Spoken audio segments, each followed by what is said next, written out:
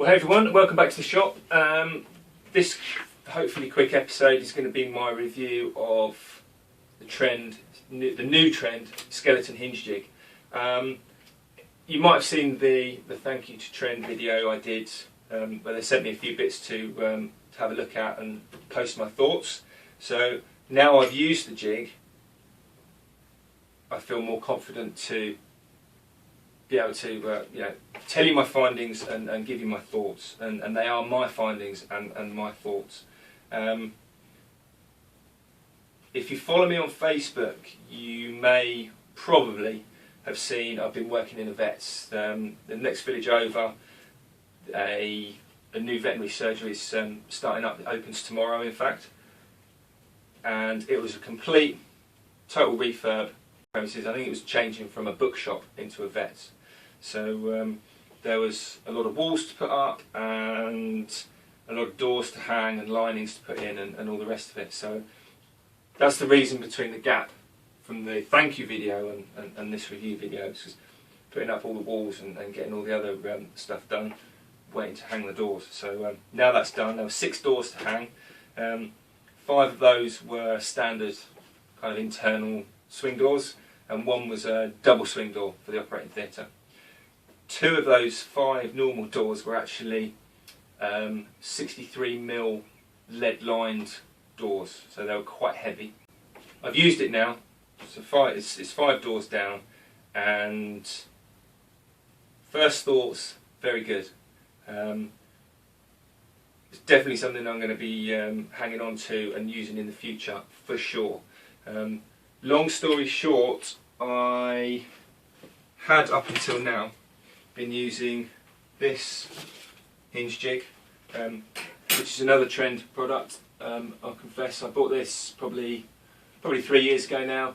I had a contract with the letting agents. Every time they had new tenants in, previous tenants had damaged doors, put holes in them, they needed new ones to go in the existing linings, and I could have made one of these, to be honest, but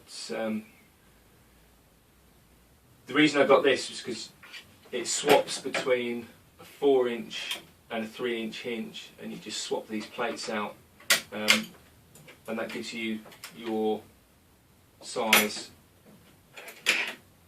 and offset for a 3-inch hinge or a 4-inch hinge.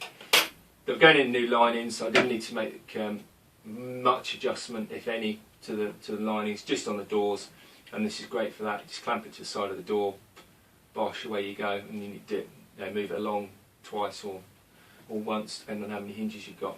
And that's great, it works brilliantly, it's fairly inexpensive, definitely a time saver, probably more to somebody that's not hanging an awful lot of doors very often. And if you're only hanging a couple of doors, then as I say, you can make those jigs fairly easily. Go check out my using straight cutters and guide bush offset, and that will show you what you need to know for making your own jigs to your cutters and your guide bushes. This one, a bit more complicated, a lot more money, but a lot more potential for me. If you're hanging a lot of doors, put your 3 hinges or 2 hinges straight in, they then line up to the new lining perfectly just by flipping the jig over. One way it goes on the door, take it off, flip it over, put it in the door lining, and the hinges match up. It's a 2-piece jig that fits together with these turnbuckles, and there's marks on both halves to make sure you line it up the same way rather than that way, which is handy. The first door I hung, it probably took me maybe half hour, 45 minutes to read the instructions. First time I'd used the jig, so to read the instructions, which are very well detailed but not overly complicated. Loads of pictures, which for me is a definite must, and the important kind of salient points and things to watch out for have been kind of bolded with a little hazard sign. So that was very helpful. I say 45 minutes to set up the first one, double check everything was going to be right before cutting the hinge, and it did work great. Mark it from the top of the door down, and then the top of the lining down. like most of the big hinge jigs, it fits the door with these braddles, so yeah, you get 4 holes in the edge of the door or the lining, but nothing that can't be filled, and certainly a lot easier than clamping it. The blocks are marked to take the braddles, and you get about 3/4 of an inch deep into the hole, so not overly aggressive, which is good because 3 of the doors were glazed as well. I'm bushing these in hardwood doors. Please don't break the glass. In the back of my mind the whole time, but they're sharp, and they come with these little rubber bits to protect the ends, so that works really well. If I've got one criticism, well, not really a criticism, I guess an improvement that could definitely be made. So if you're out there watching this trend, please don't think badly of me, but where you've got this fixed block to join the two together, you get these little holes in it, and the holes are drilled or machined in here to fit a standard 1/4 inch bit, so that you can kind of flip it round and crank it up tight, but you don't get those on the normal ones. Probably could do with that. I've got fairly girly grip, and I knocked it once, and it knocked the basically I hadn't done it up tight enough, and if I could have cranked it up tighter it would have worked a bit. And if you're throwing the router around, maybe it could change the aperture, so that for me would be a good improvement. The silver discs are stops, so they fit onto, if you imagine this is your door, they fit up against the edge of the door in a line to give you a straight. They're pre-marked, so you've got quite a lot of, well, there's that much travel on them for a start, and then there's 3 presets for, I think it's 20, 25 and 30mm hinges, and that's the distance between the edge and the inside of the barrel. So you just have to measure that, and if it fits, they work. If they don't, or you've got an odd size hinge, then you've got all that travel to just align the jig up. And all I did was did the 2 at the end, marked it so I knew it was straight, and then just butted the intermediate ones up. So that's still quite quick to do that. It comes, obviously, instructions, case, braddles, and the guide bush to use is a 16mm guide bush. The only thing you need on top of that is 12mm cutter. Yeah, I've got loads of 12mm cutters, but you actually do, unfortunately, need a special 12mm cutter, and it's special in that it's on a long shank. And I did have a look through my normal cutter suppliers, I've got 2 or 3, and nobody did a long shank for this particular that I could find. I think this was about, say, 15-ish. When I got it, I noticed on the shank that the K-line is right down near the bottom, and I thought, well, that's no different from a normal cutter, and even if it is, I don't need that long reach because I've got all that in the collet. But my router's the T4, which you've no doubt seen me use, well, basically in all my routing videos. So I'll put a link to the playlist. I'll put it up here, or down in the notes. Yeah, I use the T4. It really, I think, is geared for the T5 for this jig. If you've got a T5, then that guide bush fits straight onto the router, no problems at all. And the important thing is that the guide bush and the cutter are concentric. You don't want the cutter kind of moving around, because that'll throw your cuts off for your hinges. If you've got the T4, you've got 2 choices. First choice is to go with a sub base, which is what I did. And the reason I did that was because I already had this sub base and the guide bush fitted to that, and that was fine. It was nice and concentric and it worked. You still need to kind of adjust it when you mount the base to the router, but once it's set up obviously. Now, If you're going T4, if you've got a T4 router, not the 5, you will need to think about the depth of cut. With the cutter as far into the router as it will go, it doesn't actually reach the K line. Not to worry, I rang Trend, spoke to their customer service technical support guys, and they said, yeah, we know about that, it's fine. If you think about it, you're only taking off a tiny little skim, even on a big hinge, probably no more than 4 mil. And even in a hardwood door, that's not going to affect the router, and they say that's fine and safe. Just get it as far into the router as you can. With the sub base, you're losing, was it 9 mil of your plunge depth. I found that with the big 4-inch hinges that I was using, they're fire door hinges, I was literally right on the end of my plunge. I couldn't have gone much deeper. But it still works, and it was fine. In the end, I actually had to take off the plastic sub base which fits on the router to give me that depth of cut. Option 2, there's a specific guide bush for the T4, same price as all the other guide bushes, and basically it's got a kind of V aperture so that you can got a little bit of adjustment with the actual guide bush when you put it onto the actual router base direct. I certainly wouldn't say use a massive router, because if you're on putting the recesses in the lining, it's all well and dandy for the top one, nice and steady, but as you got lower to the middle and to the floor, it's a little less. I ended up kind of sitting on the floor and routing like that, and it was fine with I wouldn't want to use it with a heavy router. It was okay with a light one, but I certainly wouldn't want to do it with a heavy one.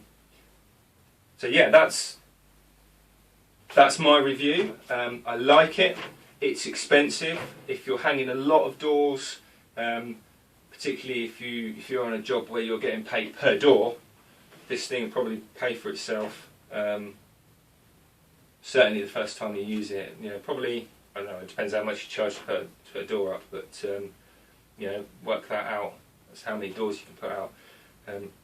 I reckon you probably get quite a lot of doors hung. I did 5 in just over half a day, and I could move on to the other tasks or have half a day off, and it definitely pay for itself in a short space of time. If you're redoing all the doors in your house and you're going to do them yourself, then this probably isn't for you, to be honest. It's a lot of money. Something like that would be a better option, but the best option, I say, is you could make your own jig. The great thing, which I didn't touch on, I've just thought of, because you've got more adjustment, if you've used or seen the other hinge jigs that Trend do, you've got a finite amount of adjustment for the hinges when you transfer them to the lining.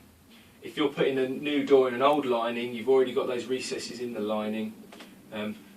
You've got adjustment on here to set the jig into the lining and push the hinges, and line up the jig to the door lining, and then transfer it to the door, which means you haven't got to kind of wedge it into the aperture and mark and then put it on the door.